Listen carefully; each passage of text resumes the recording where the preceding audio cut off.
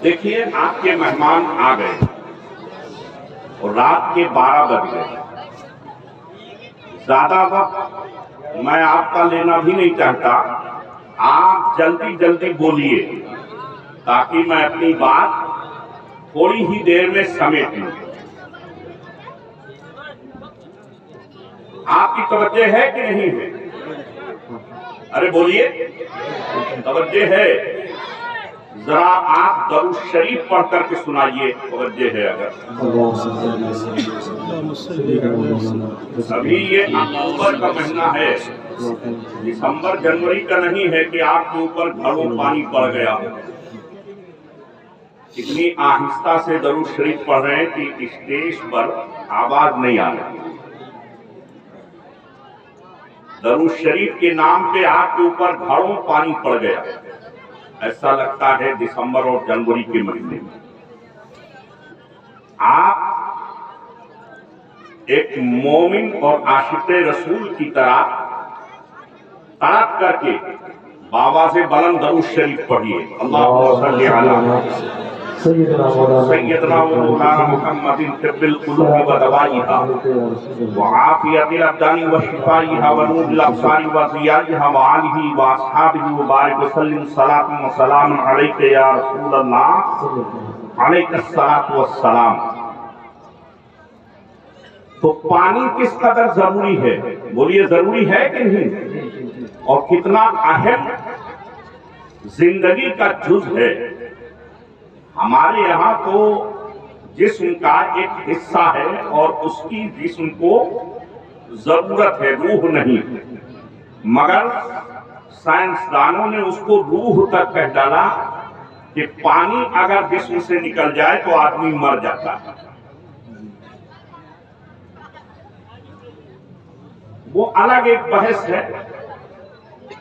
मगर आप देखिए, पानी पीजिए तो सुकून मिलता है, दिल को राहत मिलती है, बदन को ताजगी मिलती है, दिमाग को सुकून मिलता है, आंखों को नूर मिलता है, जबान को लज्जत मिलती है।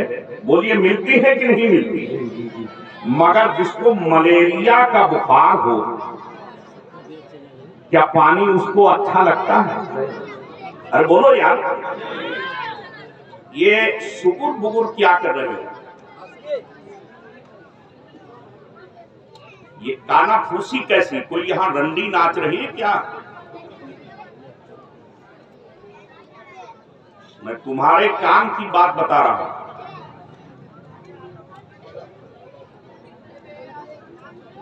गौर से इधर सुनिए। पानी कितना अहम है,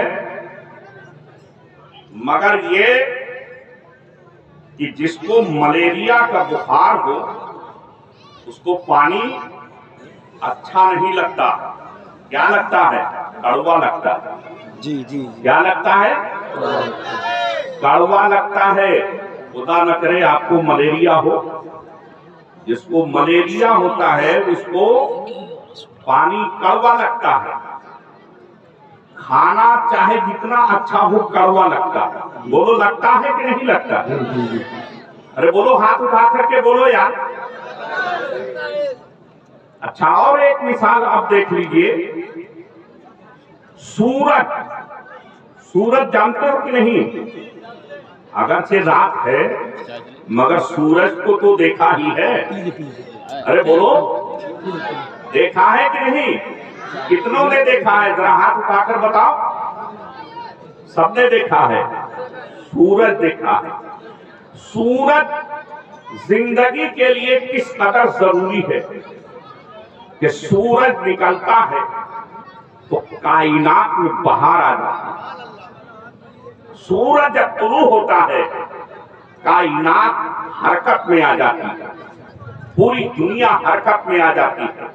सूरज जब निकलता है तो आदमी को सुकून मिलता है। सूरज जब निकलता है तो दुनिया का काम शुरू हो जाता है। सूरज जब निकलता है तो सारे काम चालू हो जाते हैं और आदमी अपनी जरूरियाते जिंदगी से راحت حاصل کرتا ہے، ضروریات زندگی کو حاصل کرتا ہے۔ سورت کے اندر کوئی کسی سے دشمنی اور عداوت نہیں، یا ہے کسی سے دشمنی۔ سورت نہ غریب کو دیکھتا ہے، نہ مالدار کو دیکھتا ہے، نہ بادشاہ کو دیکھتا ہے، نہ فقیر کو دیکھتا ہے، نہ کسان کو دیکھتا ہے، نہ شہر کو دیکھتا ہے، نہ دیہات کو دیکھتا ہے، نہ گاؤں کو دیکھتا ہے، نہ چکیل میدان کو دیکھتا ہے، نہ لہلہاتی ہوئی فصل کو دیکھتا ہے، نہ وہ گلاب کے قہقہوں کو دیکھتا ہے، نہ کلیوں کے نکھار کو دیکھتا ہے، نہ شبنم کے تقاطر کو دیکھتا ہے، نہ آسمان کی بلندی کو دیکھتا ہے۔ وہ برابر جیسے ایک بادشاہ کے اوپر اپنی کرن ڈال کر کے اس کو اپنی روشنی کا فیض پہنچاتا ہے سورج، اسی طریقے سے ایک غریب دکھیا انسان کے جھوپڑے پر بھی اس کی کرن پڑتی ہے، اس کا جھوپڑا بھی چمک جاتا ہے۔ بولو چمکتا ہے کہ نہیں چمکتا ہے؟ ارے بولو بھائی، برابر سب پہ سورج کی کرنیں پڑتی ہیں اور سب کو بھلی معلوم ہوتی ہیں، ہر آدمی کو اچھی لگتی ہے، مگر ایک آدمی ہے جس کی آنکھ دکھ رہی ہو۔ آنکھ کہتے ہیں آئی، یہ آئی اگر لگ جائے کسی میں، چاہے آنکھ میں لگ جائے تو وہ بھی ٹھیک نہیں۔ اگر آنکھ آئی تو سورج اچھا نہیں لگتا، اور آنکھ گئی تو دنیا اچھی نہیں لگتی، بڑی آفت ہے۔ تو اسی طریقے سے یہ کانگریس آئی تو ہندوستان سے اسلام کا جنازہ نکالا، اور گئی تو ہندوستان کو اجاڑ کے گئی۔ آئی جو ہے یہ ٹھیک نہیں، آئی آنکھ کو بھی کہتے ہیں اور بھی اس کے معنی۔ تو یہ آنکھ، جس کی آنکھ دکھ رہی ہو، سورج اس کو اچھا نہیں لگتا، نہ سورج کی طرف دیکھ سکتا۔ آپ نے دیکھا ہوگا جس کی آنکھ دکھتی ہوگی اس کے آنکھ کے اوپر ایک ہرا دھوکا چڑھا ہوتا، بولو چڑھا ہوتا ہے کہ نہیں چڑھا ہوتا ہے؟ وہ اس کے اوٹ سے روشنی کو دیکھتا ہے مگر سورج کے دیکھنے سے محروم رہتا۔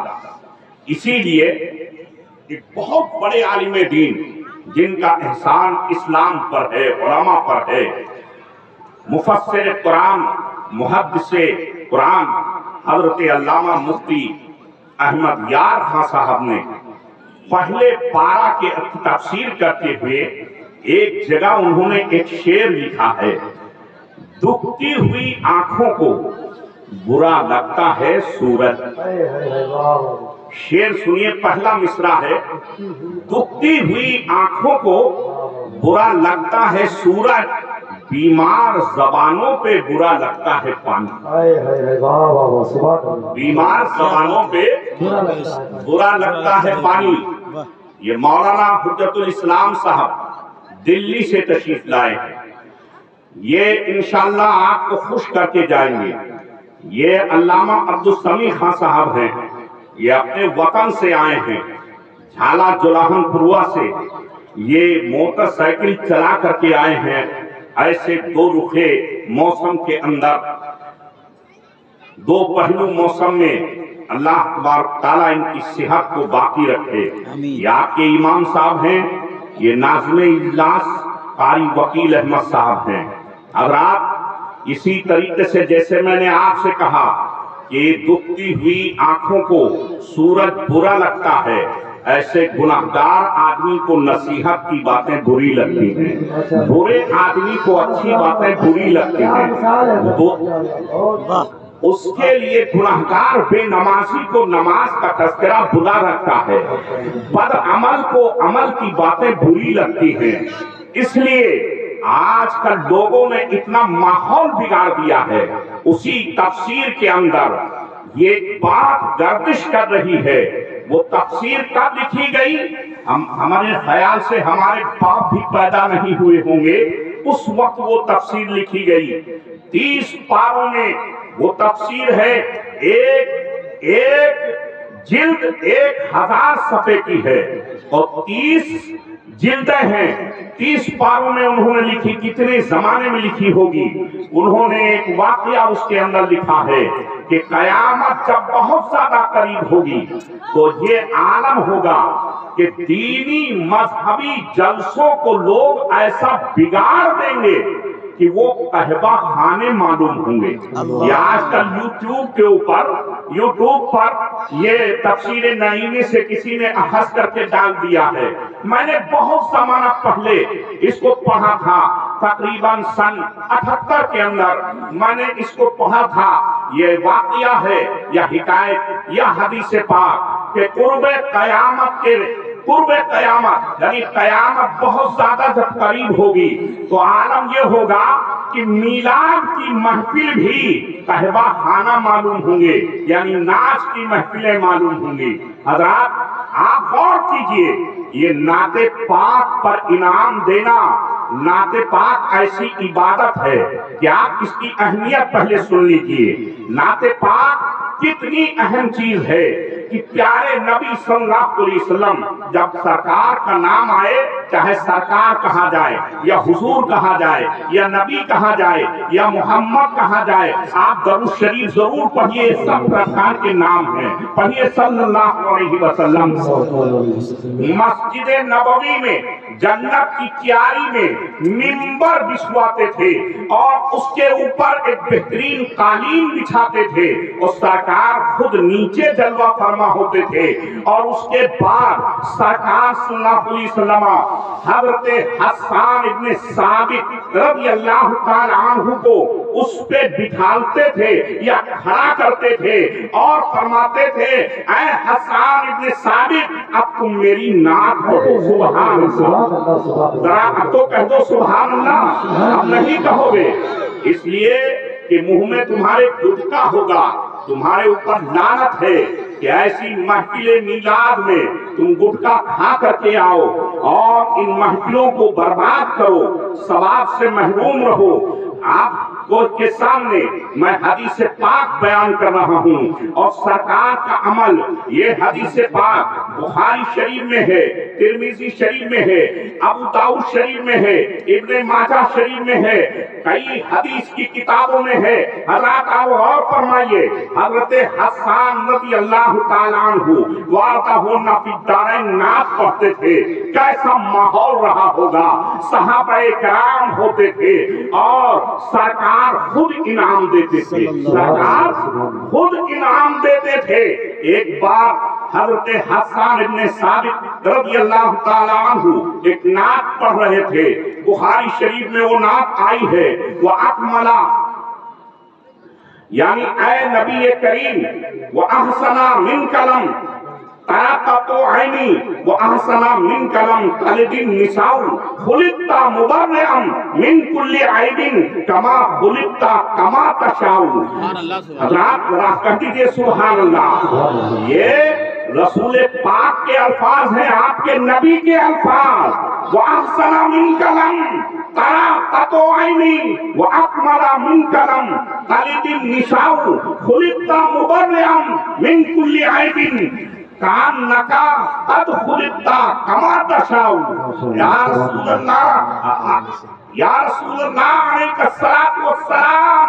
حضرت حسان فرماتے ہیں یا رسول اللہ آپ کو اللہ تبارک تعالیٰ نے اتنا حسین بنایا ہے، اتنا حسین بنایا ہے، اتنا حسین بنایا ہے کہ آج تک اور آج سے لے کر قیامت تک کسی ماں نے ایسا بیٹا نہیں پیدا کیا.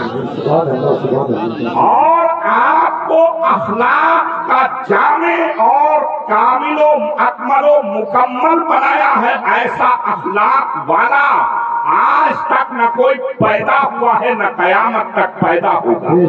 اور آپ کیسے حسین ہیں. حضرت حسان فرماتے ہیں یا رسول اللہ علیہ الصلوۃ والسلام آپ کیسے حسین ہیں یہ بتاتے ہیں. کیسے حسین ہیں؟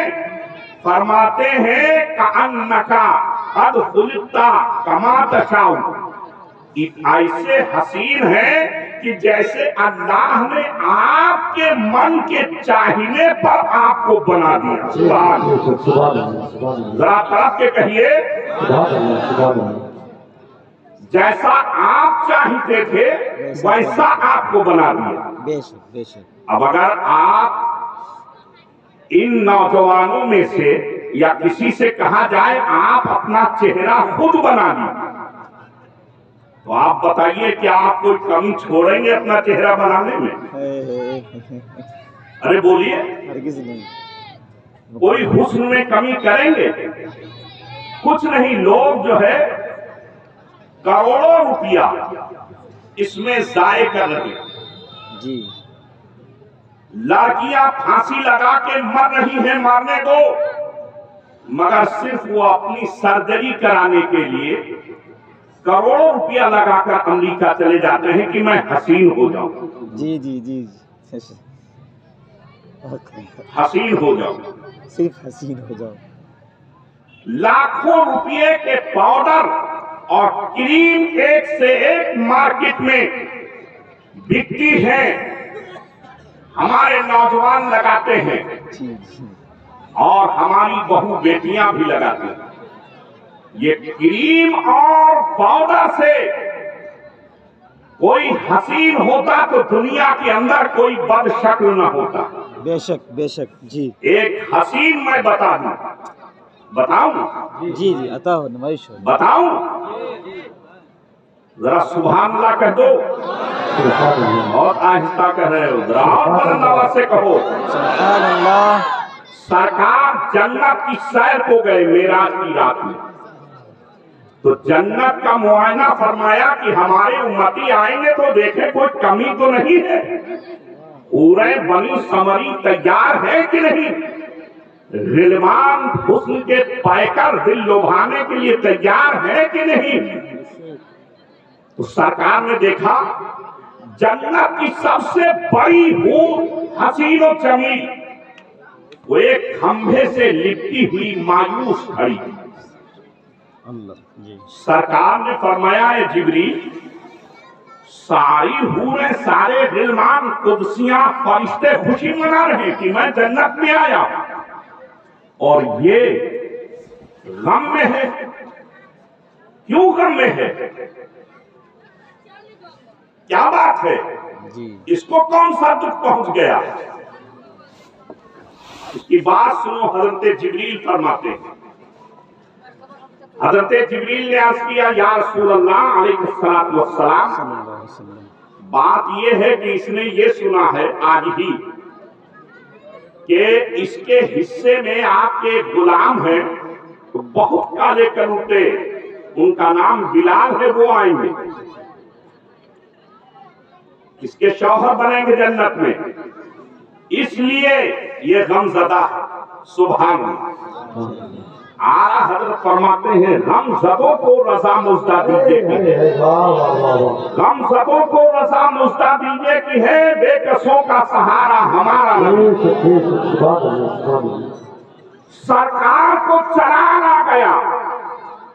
میرے آقا نے فرمایا اے جبریل، یہ حور اس لیے غم میں ہے کہ اس کو حضرت بلال ملیں گے، مگر مجھے اس بات پہ تشویش اور فکر ہے کہ کہیں حضرت بلال اس حور کو ٹھکرا نہ دے.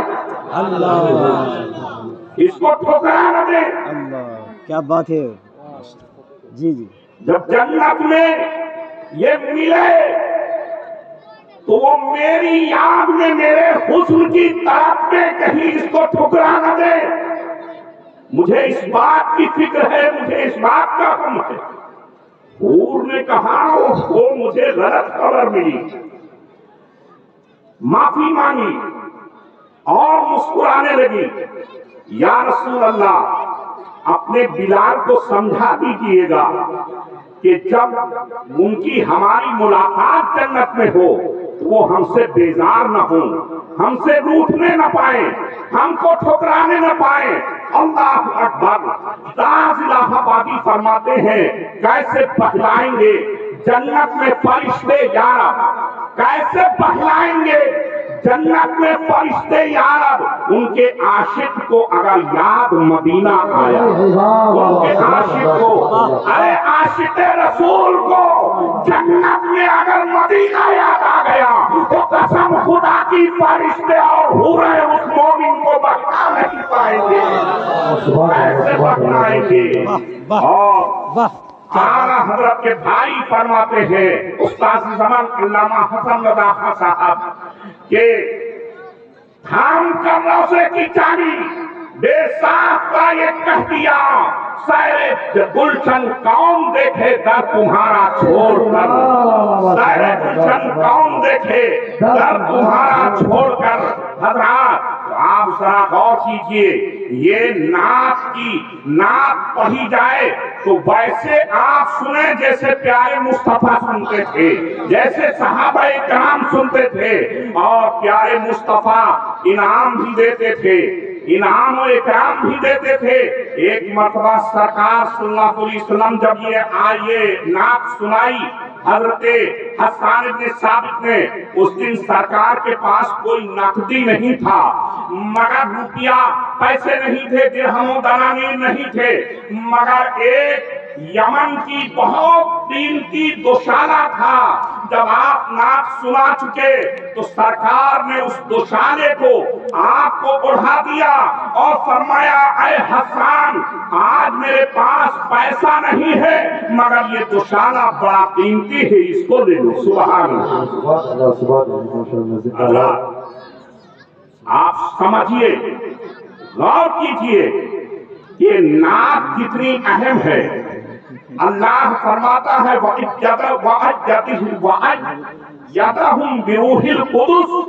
हजरते हसन की हजरते जिब्रील मदद फरमाते थे, तब वो नात लिखते थे।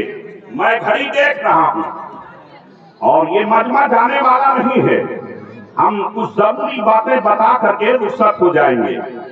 आप गौर फरमाइए कि हजरते हसन इब्न साबित रज़ियल्लाहु ताला अन्हु नात सुनाते थे, सरकार ने इनाम दिया, सहाबाए किराम ने दिया, उलमा ने भी दिया, सारे लोग देते हैं, हम भी इनाम देते हैं, ये सरकार की सुन्नत है। मगर इनाम उस तरीके से मीलाद की महफिल में दीजिए जैसे सुन्नत है, जैसे सुन्नत है, ये नहीं कि जैसे कहबा खानों में वो नाचने वालियों के सर पे एक एक नोट गिराया जाता है।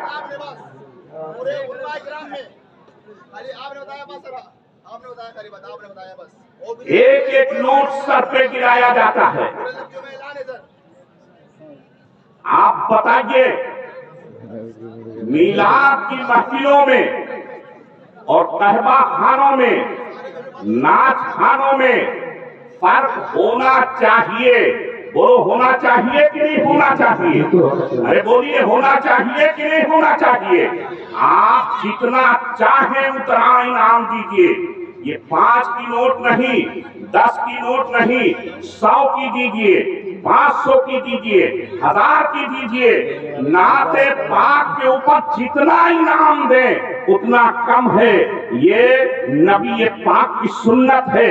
नात सुनना भी सुन्नत है, इनाम देना भी सुन्नत है, मगर जैसे आपको 100 रुपया देना है तो एक बार में दे दीजिए, ये नहीं कि एक एक आप दे रहे हो। लिहाजा इन तमाम महफिलों में फर्क होना चाहिए। आप फर्क पैदा कीजिए, अपने आप को सुधारिए। कयामत बहुत ज्यादा करीब है, कयामत के ज्यादा दिन नहीं है। हजरत इमाम महदी रज़ियल्लाहु ताला अन्हु का जाहिर होना बहुत ही करीब है। साल तो साल या ज्यादा से ज्यादा अगर आगे मुद्दत बढ़ी तो 12 साल के अंदर वो जाहिर हो जाएंगे। आप गौर फरमाइए, मैंने मुताला किया है हदीस पाक की रोशनी में, और जैसे आसार हैं वो बहुत जल्द जाहिर हो जाएंगे। आप गौर फरमाइए, تو آپ ان لوگوں کا مصداق نہ بنیے جو قیامت کے نزدیک لعنت و ملامت کے مصداق لوگ بنے ہیں. آپ جو ہے وہ نبی کریم کے عاشقوں کے مصداق بنیے. حضرت ابوبکر صدیق جیسی زندگی گزاریے, عمر فاروق اعظم جیسی زندگی گزاریے, مولا علی جیسی زندگی گزاریے, عثمان غنی جیسی زندگی گزاریے, حضرت امام حسن امام حسین جیسی زندگی گزاریے, اور صحابہ کرام جیسی, غوث اعظم جیسی زندگی گزاریے, حضرت خواجہ غریب نواز جیسی زندگی گزاریے. تو آپ کی زندگی کامیاب ہوگی, آپ کے جلسے بھی کامیاب ہوں گے, آپ کا مشن بھی کامیاب ہوگا. آپ سمجھیے دو لفظوں میں سرکار غوث اعظم کے مقام و مرتبے کو کہ جس طریقے سے انبیاء اور رسولوں کے درمیان ہمارے نبی کا مقام سب سے بلند ہے. کیا سمجھے آپ؟ جیسے نبیوں میں اور رسولوں میں ہمارے نبی کا مقام سب سے افضل ہے, اور یہ قرآن مقدس سے ثابت ہے. دل کا رسول فضلنا بعضهم علی بعض منهم من کلم اللہ ورفع بعضهم درجات. تو آپ یہ سمجھیے کہ نبی اور رسولوں میں سب سے افضل و اعلیٰ مقام ہمارے نبی کا ہے. اسی طریقے سے نبی کے بعد تمام اولیاء کرام میں اور تمام اقطاب میں وہ چاہے کہیں کا ولی ہو, کتنا ہی بڑا ولی ہو, امت محمدیہ علی صاحبہ الصلاۃ